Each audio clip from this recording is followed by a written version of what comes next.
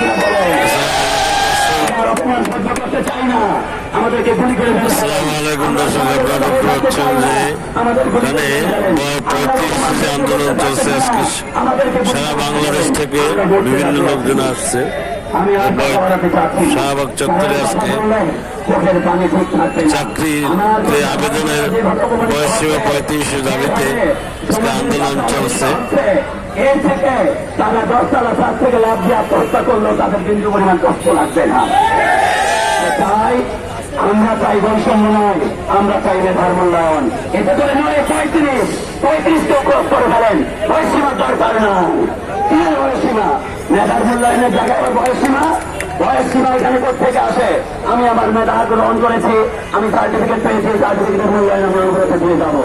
আমার সার্টিফিকেটের মূল্যায়ন অনুরোধে চলমান থাকবে, আমি চলমান রাখতে চাই। যাই হোক, আমি আজকে আপনাদেরকে বলতেছি, আমি মাত্র এখানে আপনাদের দাবি আদায় না হওয়া পর্যন্ত আপনাদের সাথেই থাকবো। আপনারা যদি বুক পেতে দেন, আমিও বুক পেতে দিব আপনাদের সামনে। আগে আমি বুক পেতে দিব ইনশাআল্লাহ, আন্দোলন সফল করে থাকবো ইনশাআল্লাহ। সবাই ভালো থাকবে, সুস্থ থাকবেন, সবাই সবার জন্য আমরা দোয়া করবো ইনশাআল্লাহ।